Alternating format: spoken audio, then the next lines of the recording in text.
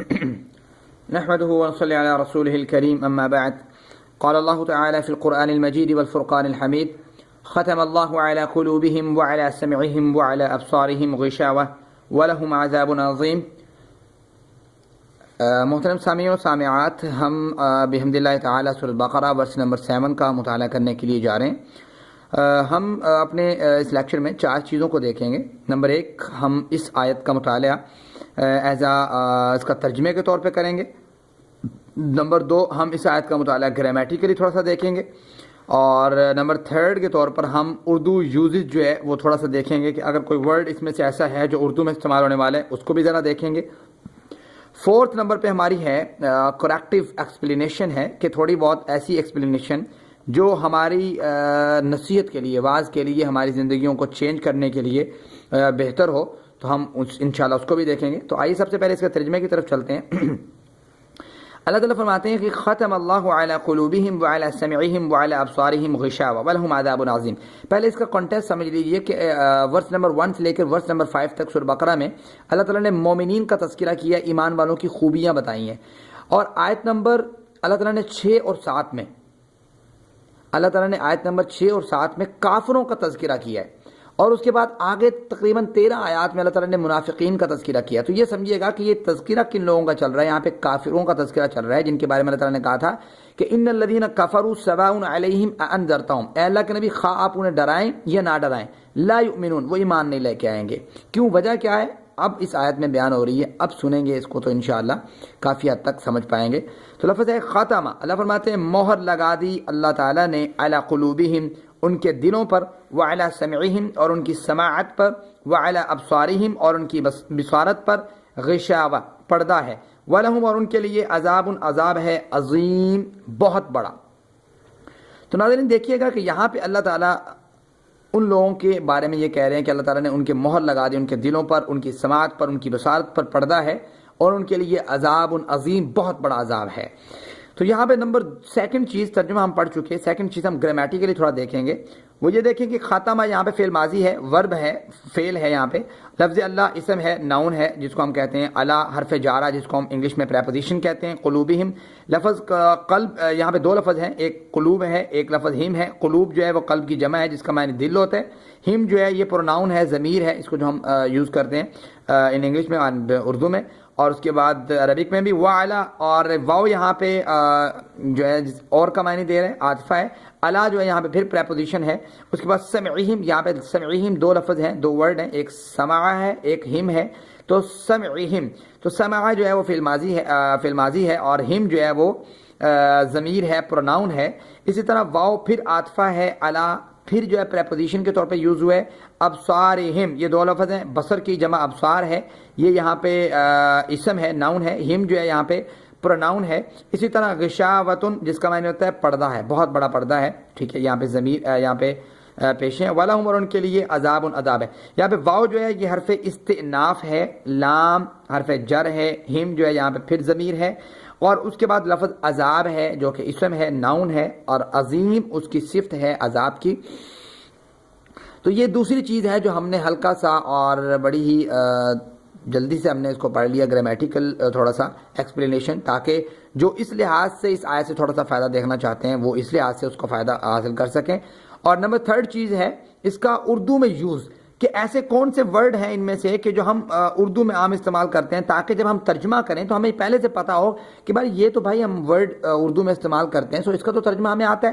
سو اس لحاظ سے ہم اس کو اردو کا دیکھیں گے کہ اردو میں کوئی ایسا لفظ ہے جو یہاں پہ استعمال ہوتا ہے، تو بالکل ہوں گے، کیونکہ اردو کافی حد تک جو ہے وہ عربک لنگوسٹ اور عربک الفاظ پر مشتمل ہے. تو یہاں پہ خاتمہ جو لفظ ہے دیکھیے گا، خاتمہ لفظ یہ ہم اردو میں استعمال کرتے ہیں، جیسے ہم کہتے ہیں ختم نبوت کہتے ہیں، ختم الرسول کہتے ہیں، خاتم النبیین کہتے ہیں. ہم لفظ اختتام کا بولتے ہیں جس کا معنی ہوتا ہے آخر.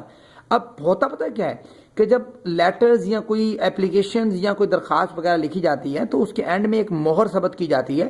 اصل میں اس مہر کو ختم کہتے ہیں کہ یہاں پہ بات ختم ہو چکی ہے، یہاں پہ مہر ثبت ہو چکی ہے، اس کے آگے کوئی اور چیز نہیں ہے. تو اس وجہ سے ختم مہر کو کہا جاتا ہے.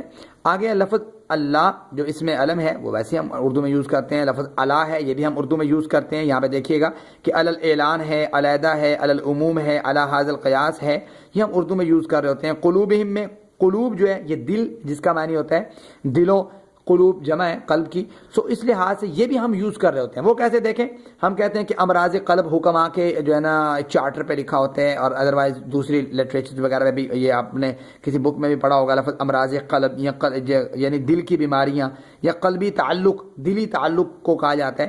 اسی طرح وہ علا پھر آ گیا جو ہم یوز کر سکتے ہیں سمعہم، یہاں پہ سمع جو ہے سماعت ہم اردو میں لفظ یوز کرتے ہیں، سمع و بصر کرتے ہیں، محفل سماع آلائے سماعت کرتے ہیں، ٹھیک ہے، یعنی کہ جن چیزوں کو سے سنا جا سکتا ہے اس کو آلائے سماعت کہتے ہیں۔ تو اس لحاظ سے ہم اس کو اردو میں یوز کر رہے ہوتے ہیں اس ورڈ کو بھی۔ وَعَلَىٰ أَبْصَارِهِمْ، یہاں پہ علا پھر آ گیا، اس کو ہم یوز کر رہے ہوتے ہیں ابصارہم، بصر کی جمع ہے ابصار، ہم ضمیر ہے، تو ابصار بھی ہم استعمال کر رہے ہوتے ہیں اردو میں، وہ اس طرح کہ بصارت کا لفظ ہے، نور بصیرت کا لفظ ہے، اور بھی مطلب ہم اس کو کافی حد تک ہم عربی جو لنگوسٹ ہے اس کو یوز کر رہے ہوتے ہیں۔ اگر ہم تھوڑا سا غور سے دیکھیں کہ بھئی یہ کون سا ورڈ ہے تو کافی حد تک ہم قرآن مجید کا ترجمہ کر پائیں گے۔ اس کے بعد وَلَهُمْ عَذَابٌ، عذاب کا لفظ ہے ہم اردو میں استعمال کرتے ہیں، عظیم کا لفظ ہم استعمال کرتے ہیں کہ یہ بھائی کتنے وہ شخص کتنا عظیم تھا، اس لحاظ سے ہم اس کو یوز کر رہے ہوتے ہیں۔ تو یہ ہے اس کی اردو جو ہے نا یوزج، اس میں جو ورڈ یوز ہوئے ہیں۔ اب ہم آتے ہیں کریکٹیو ایکسپلینیشن پہ، جو ہمیں تھوڑی سی وضاحت کرنی ہے ساتھ کی کہ ساتھ میں اللہ تعالیٰ نے بیان کیا کیا ہے، اس کے لیے ہم دیکھتے ہیں کہ دیکھیں اللہ تعالیٰ اس آیت میں فرماتے ہیں کہ ختم اللہ علی قلوبہم، اللہ تعالیٰ نے کافروں کے دلوں پہ مہر لگا دی ہے۔ آپ انہیں ڈرائیں یا نہ ڈرائیں یہ ایمان نہیں لے کے آئیں گے۔ مہر کیسی لگائی ہے؟